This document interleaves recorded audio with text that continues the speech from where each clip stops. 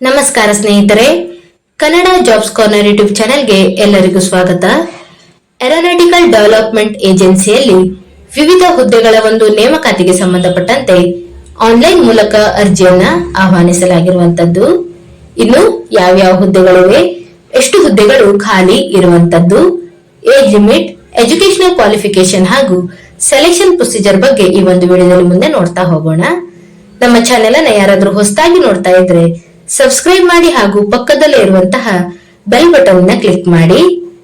ಮೊದಲನೇದಾಗಿ aeronautical development ಏಜೆನ್ಸಿಯಲ್ಲಿ project scientist B ಮತ್ತು ಪ್ರಾಜೆಕ್ಟ್ ಸೈಂಟಿಸ್ಟ್ ಸಿ ಈ ಒಂದು ಹುದ್ದೆಗೆ ಅರ್ಜಿಯನ್ನ ಆಹ್ವಾನಿಸಲಾಗಿರುವಂತದ್ದು. ಇನ್ನು ಈ ಒಂದು ಹುದ್ದೆಯು ಕಾಂಟ್ರಾಕ್ಟ್ ಬೇಸಿಸ್ ಹುದ್ದೆ ಆಗಿರುತ್ತದೆ. ಪ್ರಾರಂಭದಲ್ಲಿ 3 ವರ್ಷದ ಅವಧಿಯವರೆಗೆ ಈ ಒಂದು ಹುದ್ದೆಯ ಅವಧಿ ಇರುವಂತದ್ದು. ಇನ್ನು ನಮ್ಮ ಪರ್ಫಾರ್ಮೆನ್ಸಿನ ಆಧಾರದ ಮೇಲೆ ಇನ್ನೂ ಹೆಚ್ಚಿನ ಅವಧಿಗೆ ಎಕ್ಸ್ಟೆಂಡ್ ಮಾಡಲಾಗುವಂತದ್ದು. ಇನ್ನು ಮೊದಲನೇದಾಗಿ ನೋಡ್ತಾ ಹೋಗೋದಾದ್ರೆ ಪ್ರಾಜೆಕ್ಟ್ ಸೈಂಟಿಸ್ಟ್ ಬಿ ಈ ಒಂದು ಹುದ್ದೆ ಬಗ್ಗೆ ನೋಡ್ತಾ ಹೋಗೋದಾದ್ರೆ ಒಟ್ಟು 107 ವೇಕೆನ್ಸಿಗಳು ಇರುವಂತದ್ದು. ವೇತನ ಶ್ರೇಣಿಯನ್ನು ನೋಡೋದಾದ್ರೆ 90,789 ಮಂತ್ಲಿ ಸ್ಯಾಲರಿ ಇರುವಂತದ್ದು.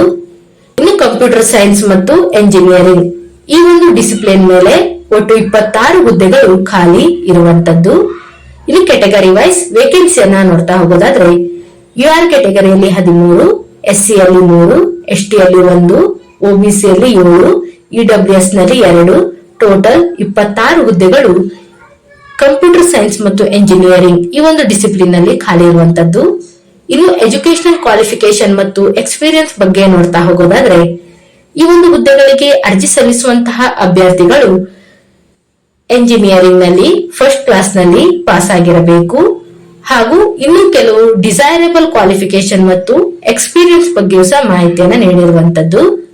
ಸಂಬಂಧಪಟ್ಟಂತಹ ಫೀಲ್ಡ್ ನಲ್ಲಿ ಮಾಸ್ಟರ್ ಡಿಗ್ರಿ ಅಥವಾ PhD ಮಾಡಿರುವಂತಹ ಅಭ್ಯರ್ಥಿಗಳು ಸಹ ಅರ್ಜಿಯನ್ನು ಸಲ್ಲಿಸಬಹುದು. ಜೊತೆಗೆ ಒಂದು ಉತ್ತಮವಾದಂತಹ ಗೇಟ್ ಸ್ಕೋರ್ ಅನ್ನು ಸಹ ಹೊಂದಿರಬೇಕಾಗಿರುತ್ತದೆ. ಇನ್ನು ವರ್ಕ್ ಎಕ್ಸ್ಪೀರಿಯನ್ಸ್ ಬಗ್ಗೆ ನೋಡ್ತಾ ಹೋಗೋದಾದ್ರೆ ಕನಿಷ್ಠ 3 ವರ್ಷಗಳ ಒಂದು ಸಂಬಂಧಪಟ್ಟಂತ ಫೀಲ್ಡ್ ನಲ್ಲಿ ಎಕ್ಸ್ಪೀರಿಯನ್ಸ್ ಅನ್ನು ಸಹ ಹೊಂದಿರಬೇಕಾಗಿರುತ್ತದೆ. ಇನ್ನು ಕೆಲವು ಕ್ವಾಲಿಫಿಕೇಶನ್ ಬಗ್ಗೆ ಮಾಹಿತಿಯನ್ನು ನೋಟಿಫಿಕೇಶನ್ ನಲ್ಲಿ ನೀಡಿರುವಂತದ್ದು. ಕಂಪ್ಯೂಟರ್ ಸೈನ್ಸ್ ಅನ್ನು ಮೇನ್ ಸಬ್ಜೆಕ್ಟ್ ಆಗಿ ಸ್ಟಡಿ ಮಾಡಿ, ಜೊತೆಗೆ ಇವುಗಳಲ್ಲಿ ಯಾವುದಾದರೂ ಒಂದು ಡಿಸಿಪ್ಲಿನ್ ನಲ್ಲಿ ಸ್ಟಡಿ ಮಾಡಿರುವಂತಹ ಅಭ್ಯರ್ಥಿಗಳು ಸಹ ಅರ್ಜಿಯನ್ನ ಸಲ್ಲಿಸಬಹುದಾಗಿರುತ್ತದೆ. ಇದರ ಬಗ್ಗೆ ನೋಟಿಫಿಕೇಶನ್ ನಲ್ಲಿ ಡೀಟೇಲ್ ಆದ ಮಾಹಿತಿಯನ್ನ ನೀಡಿದ್ದಾರೆ. ಒಂದು ಬಾರಿ ಎಲ್ಲವನ್ನು ಸಹ ಚೆಕ್ ಮಾಡಿ. ಇನ್ನು ಎರಡನೇದಾಗಿ ಇಲೆಕ್ಟ್ರಾನಿಕ್ಸ್ ಮತ್ತು ಕಮ್ಯುನಿಕೇಶನ್ ಎಂಜಿನಿಯರಿಂಗ್ ಈ ಒಂದು ಡಿಸಿಪ್ಲಿನ್ ನಲ್ಲಿ ಒಟ್ಟು 16 ಹುದ್ದೆಗಳು ಖಾಲಿ ಇರುವಂತದ್ದು. ಇನ್ನು ಕೆಟಗರಿ ವೈಸ್ ನೋಡ್ತಾ ಹೋಗೋದಾದ್ರೆ ಯುಆರ್ ಕೆಟಗರಿಯಲ್ಲಿ 8, SC ಯಲ್ಲಿ 2, ST ಯಲ್ಲಿ 1, OBC ಯಲ್ಲಿ 4 ಮತ್ತು EWS ಕೆಟಗರಿಯಲ್ಲಿ 1 ಹುದ್ದೆ ಖಾಲಿ ಇರುವಂತದ್ದು. ಇನ್ನು ಎಜುಕೇಶನಲ್ ಕ್ವಾಲಿಫಿಕೇಶನ್ ಮತ್ತು ಎಕ್ಸ್ಪೀರಿಯನ್ಸ್ ಬಗ್ಗೆ ನೋಡ್ತಾ ಹೋಗೋದಾದ್ರೆ ಈ ಹುದ್ದೆಗಳಿಗೆ ಅರ್ಜಿ ಸಲ್ಲಿಸುವಂತಹ ಅಭ್ಯರ್ಥಿಗಳು ಫಸ್ಟ್ ಕ್ಲಾಸ್ ನಲ್ಲಿ ಎಂಜಿನಿಯರಿಂಗ್ ಪದವಿಯನ್ನ ಪಾಸ್ ಆಗಿರಬೇಕು. ಜೊತೆಗೆ ಇನ್ನು ಕೆಲವು ಡಿಸೈರಬಲ್ ಕ್ವಾಲಿಫಿಕೇಶನ್ ಬಗ್ಗೆಯೂ ಸಹ ಮಾಹಿತಿಯನ್ನ ನೀಡಿರುವಂತದ್ದು. ಸಂಬಂಧಪಟ್ಟಂತಹ ಡಿಸಿಪ್ಲಿನ್ ನಲ್ಲಿ ಮಾಸ್ಟರ್ ಡಿಗ್ರಿ ಅಥವಾ PhD ಮಾಡಿರುವಂತಹ ಅಭ್ಯರ್ಥಿಗಳು ಸಹ ಅರ್ಜಿಯನ್ನು ಸಲ್ಲಿಸಬಹುದು. ಉತ್ತಮವಾದಂತಹ ಗೇಟ್ ಸ್ಕೋರ್ ಅನ್ನು ಹೊಂದಿರಬೇಕು ಮತ್ತು ಸಂಬಂಧಪಟ್ಟಂತಹ ಫೀಲ್ಡ್ ನಲ್ಲಿ 3 ವರ್ಷಗಳು ಕನಿಷ್ಠ ಎಕ್ಸ್ಪೀರಿಯನ್ಸ್ ಅನ್ನು ಸಹ ಹೊಂದಿರಬೇಕಾಗಿರುತ್ತದೆ. ಇನ್ನು ಇದರ ಜೊತೆಗೆ ಇನ್ನು ಕೆಲವು ಕ್ವಾಲಿಫಿಕೇಶನ್ ಬಗ್ಗೆಯೂ ಸಹ ಮಾಹಿತಿಯನ್ನು ನೀಡಿರುವಂತದ್ದು. ಇಲೆಕ್ಟ್ರಾನಿಕ್ಸ್ ಅನ್ನ ಮೇನ್ ಸಬ್ಜೆಕ್ಟ್ ಅನ್ನ ಸ್ಟಡಿ ಮಾಡಿ, ಜೊತೆಗೆ ಇವುಗಳಲ್ಲಿ ಯಾವುದಾದರೂ ಒಂದು ಡಿಸಿಪ್ಲಿನ್ ಅನ್ನ ಸ್ಟಡಿ ಮಾಡಿರುವಂತಹ ಅಭ್ಯರ್ಥಿಗಳು ಸಹ ಈ ಒಂದು ಹುದ್ದೆಗೆ ಅರ್ಜಿಯನ್ನ ಸಲ್ಲಿಸಬಹುದಾಗಿರುತ್ತದೆ. ಇನ್ನು ಮುಂದೆ ನೋಡ್ತಾ ಹೋಗೋದಾದ್ರೆ ಇಲೆಕ್ಟ್ರಿಕಲ್ ಅಂಡ್ ಇಲೆಕ್ಟ್ರಾನಿಕ್ಸ್ ಎಂಜಿನಿಯರ್ ನಲ್ಲಿ ಒಟ್ಟು 15 ಹುದ್ದೆ ಖಾಲಿ ಇರುವಂತದ್ದು. ಇನ್ನು ಮೆಕ್ಯಾನಿಕಲ್ ಎಂಜಿನಿಯರಿಂಗ್ ನಲ್ಲಿ 33 ಹುದ್ದೆ, ಮೆಟಲರ್ಜಿ ಎಂಜಿನಿಯರಿಂಗ್ ನಲ್ಲಿ 2 ಹುದ್ದೆ, ಏರೋನಾಟಿಕಲ್ ಎಂಜಿನಿಯರಿಂಗ್ ನಲ್ಲಿ ಒಟ್ಟು 13 ಹುದ್ದೆಗಳು ಖಾಲಿ ಇರುವಂತದ್ದು. ಇದಕ್ಕೆ ಸಂಬಂಧಪಟ್ಟಂತೆ ಎಜುಕೇಶನಲ್ ಕ್ವಾಲಿಫಿಕೇಶನ್ ಹಾಗೂ ವರ್ಕ್ ಎಕ್ಸ್ಪೀರಿಯನ್ಸ್ ಬಗ್ಗೆ ನೋಟಿಫಿಕೇಶನ್ ಅಲ್ಲಿ ಡೀಟೇಲ್ ಆದ ಮಾಹಿತಿಯನ್ನ ನೀಡಿರುವಂತದ್ದು. ಇನ್ನು ವೆಬ್ಸೈಟ್ ಲಿಂಕ್ ಅನ್ನು ಡಿಸ್ಕ್ರಿಪ್ಷನ್ ಬಾಕ್ಸ್ ನಲ್ಲಿ ಹಾಕಿರುತ್ತೇನೆ. ಅಲ್ಲಿ ಹೋಗಿ ನೋಟಿಫಿಕೇಶನ್ ಲಿಂಕ್ ಅನ್ನ ಡೌನ್ಲೋಡ್ ಮಾಡಿಕೊಳ್ಳಿ. ಇನ್ನು ಪ್ರಾಜೆಕ್ಟ್ ಸೈಂಟಿಸ್ಟ್ ಸಿ ಈ ಒಂದು ಹುದ್ದೆ ಬಗ್ಗೆ ನೋಡ್ತಾ ಹೋಗೋದಾದ್ರೆ ಒಟ್ಟು 32 ವೇಕೆನ್ಸಿಗಳು ಇರುವಂತದ್ದು. 1,08,073 ಮಂತ್ಲಿ ಸ್ಯಾಲರಿ ಇರುವಂತದ್ದು.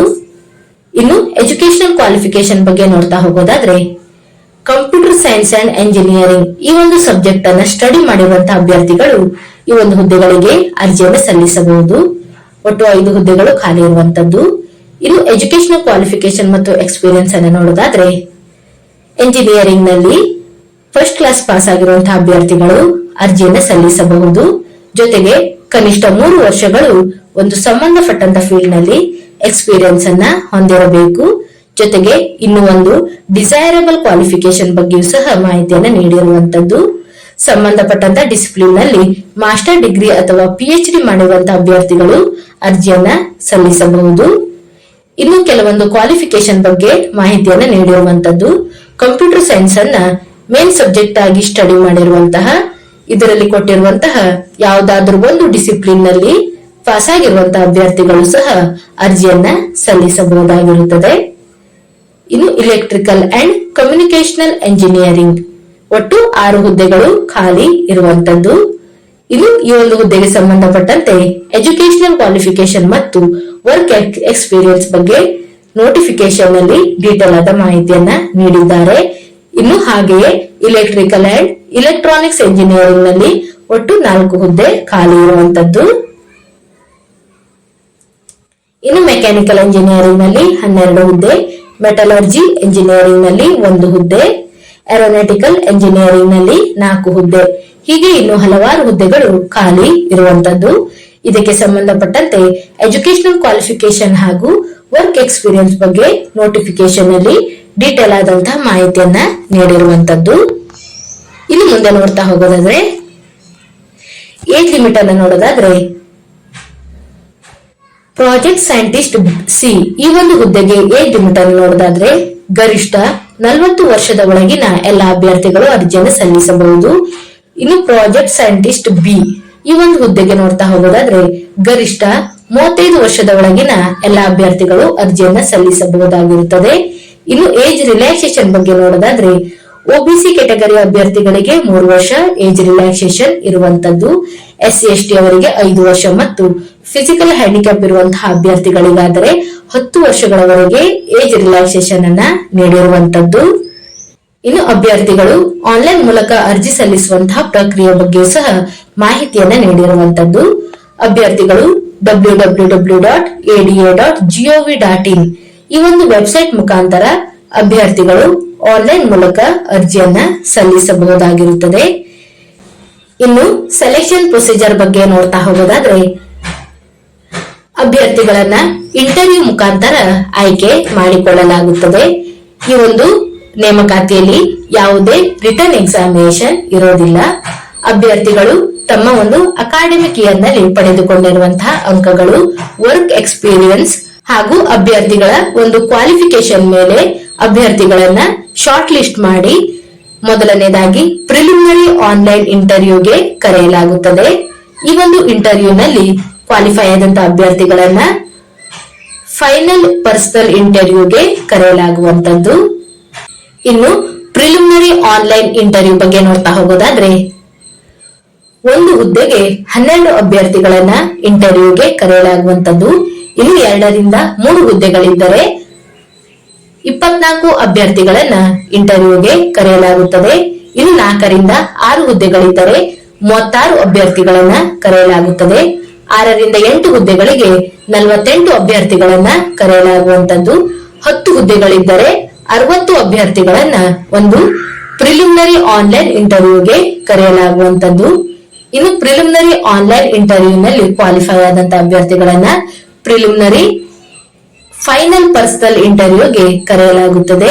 ಇಲ್ಲಿ ಒಂದು ಹುದ್ದೆಗೆ 12 ಅಭ್ಯರ್ಥಿಗಳಂತೆ ಒಂದು ಫೈನಲ್ ಪರ್ಸನಲ್ ಇಂಟರ್ವ್ಯೂ ನಲ್ಲಿ ಕರೆಯಲಾಗುವಂತದ್ದು.